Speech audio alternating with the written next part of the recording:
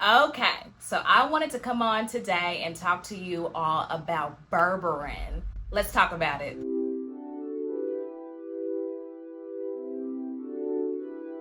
So I recently did a video on TikTok that got a ton of buzz. It is definitely my highest viewed video. And so in the video, I was talking about the power of berberine. Berberine. And I just was saying how you don't need metformin, you don't need Ozempic, you don't need any of these diabetic medications that they have out there, because you have something natural in the form of berberine. And so in the video, I also talked about how I had a client that I put on this supplement and what a remarkable difference that it made in her fasting blood sugars. And so when she initially started working with me, her blood sugars were running about 142 in the morning time, and she was on metformin at the time, but she really wasn't taking it consistently because she really did not want to be on pharmaceutical medications. And so I put her on berberine, and I kid you not, a week later, after she started taking the supplement, I checked in with her and I was like, where are you with your blood sugars? And she said, well, this morning I was at 87. And I was like, what? Excuse me? She was like, yes. She was like, I took it this morning and I was at 87. And I was like, oh my God. And I knew it worked because I take it myself and I've seen a remarkable difference in how I feel, because when I started having my health issues, I did become insulin resistant. And so my hemoglobin A1C, which is the average of your blood sugars over the 3 months, was in that pre-diabetic range. And so a lot of that is because of the health issues I was having, because of the mold, because of the infected root canals, because of the heavy metals in my body. My body was becoming insulin resistant. But in order to just kind of give it the support that it needed, I started taking the berberine, and I felt it's just really remarkable the difference in my body that I felt. So with the insulin resistance, I was feeling sleepy after meals, and probably about a month into taking it, I didn't really have that anymore. That itis, like we used to call it, when you eat, you wanna get in the bed. And the interesting thing about it was even with healthy foods, and not really with very carb heavy foods. Like I would literally eat eggs and bacon and still feel the need to go and take a nap. And so the berberine, of course, with addressing the other health issues that were going on with me, was a real game changer. And so I want to tell you all the brand that I recommend, and that is GCO by CellCore. And what is so amazing about this product is that, and really just the company in general, is that their supplements work on a cellular level, hence the name CellCore. And really the majority of supplements do not work on the cellular level. And that is why when people start taking this berberine supplement, and really just any supplement that's within that CellCore family, they see such a remarkable difference in their health, because like I said, it's acting on those cells on a cellular level, and that is the game changer. So what's also pretty remarkable about this supplement, the GCO, is that it just does not have berberine in it. It also has cassia bark, mason pine bark extract, I'm gonna say this wrong, astaxanthin, astaxanthin, and fulvic acid. And so it's the combination of those ingredients that help to really lower your blood sugar.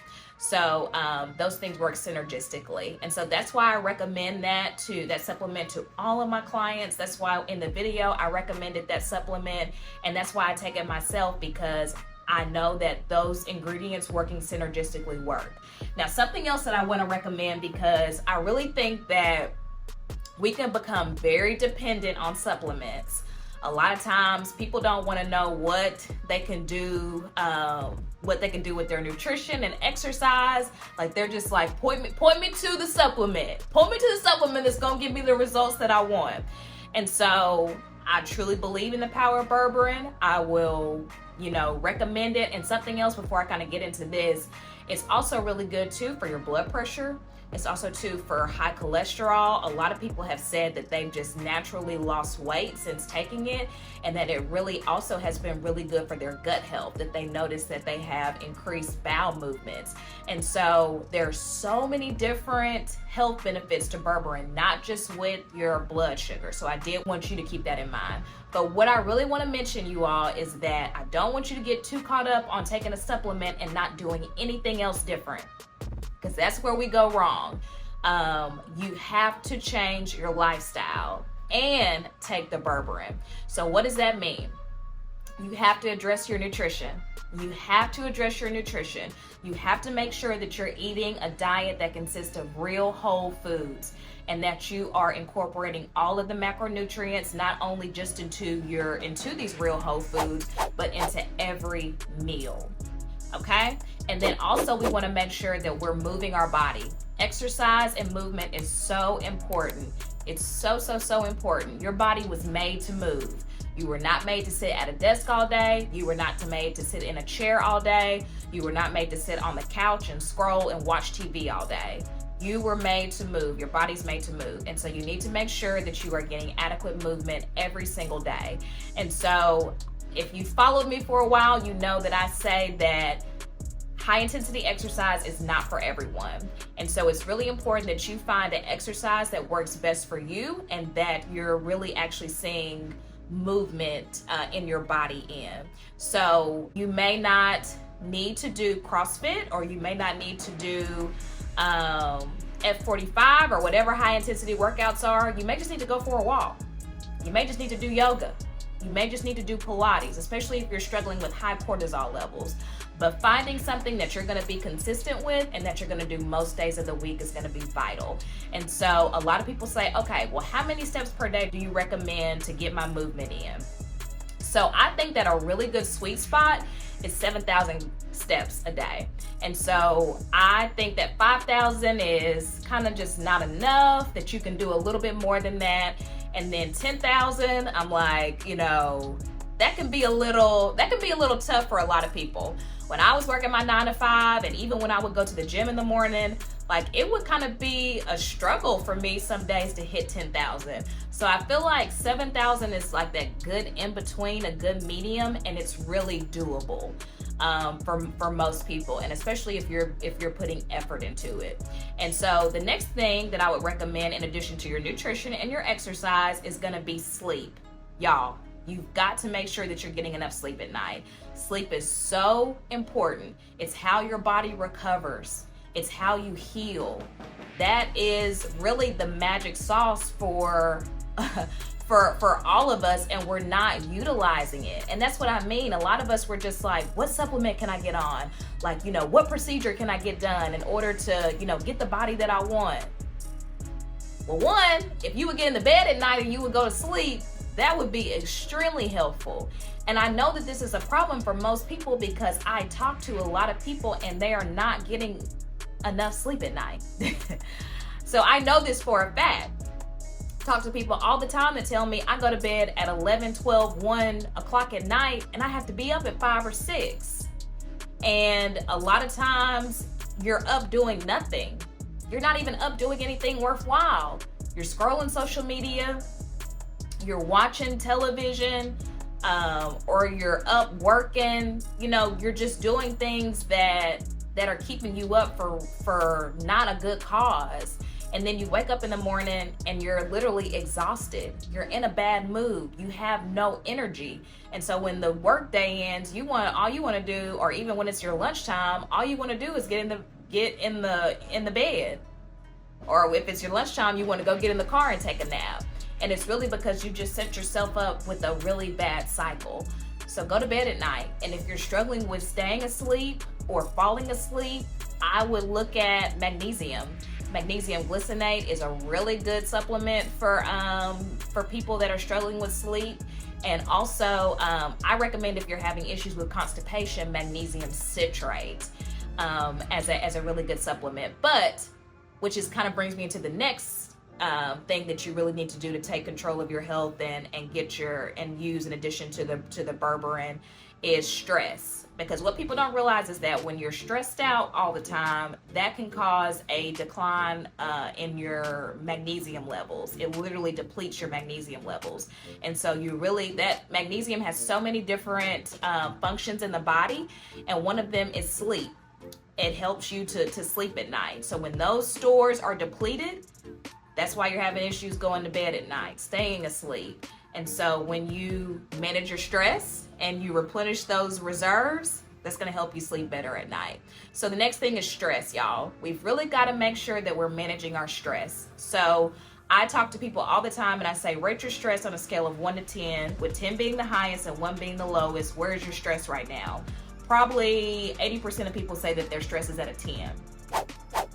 That's really high. And it's kind of unheard of in the world, because I just don't really imagine, if I would have asked my grandmother when she was my age what her stress level was, I really don't imagine her saying it's a 10 out of 10. But I think just in the world that we live right now, because we have very demanding jobs, we have very demanding lives, just financial stress for some people, and COVID and the health issues that we're having, that really does create quite a bit of stress on us. And so what we don't realize, though, is that when you're constantly stressed out, when you are just constantly, just going, not stopping, not resting, that puts your body in fight or flight. And when you are in fight or flight, your body is not worried about losing weight. It's not worried about balancing your blood sugar. It's not worried about making sure your blood pressure and all these other functions in your body are working well, that you're digesting properly, that you're having adequate bowel movements, that your body is healing. All your body is worried about when it's in fight or flight is staying alive. And that's why a lot of us have the health issues that we have. That's why a lot of us, I talk to you all and you say you're bloated, you say that you're constipated, you're saying that you're just exhausted all the time. And it's because your body is in a state of fight or flight all the time. And it's not worried about healing. All it's worried about is keeping you alive.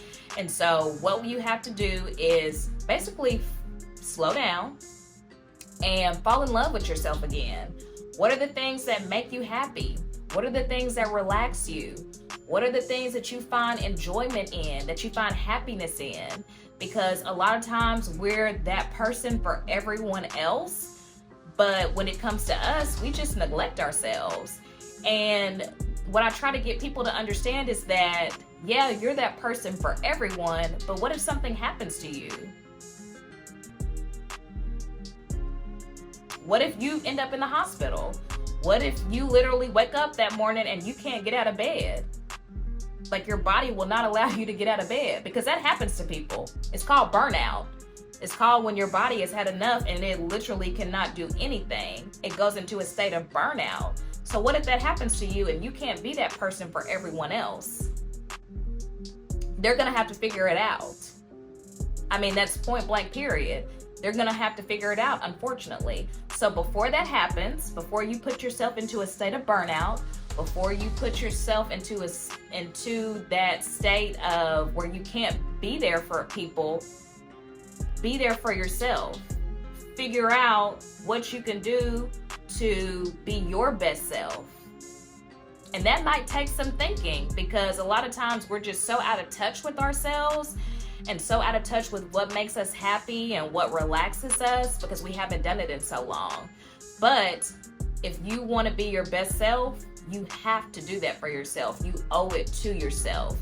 And so those things, managing your stress, getting enough sleep, watching what you eat, moving your body, in addition to taking the berberine, can really have a great impact on your blood sugar, as well as, like I was saying before, your blood pressure, your weight, your cholesterol levels, your gut health, so many different things. But all of these things, just like I was talking about how the ingredients in this GCO work together to help control your blood sugar, all of those things that I just mentioned, y'all, they work synergistically to give you the life that you want, to give you the body that you want, to give you the health that you want. You have to do all those things. You have to be consistent, because if you're not, then you're not going to see the results that you truly and deeply want.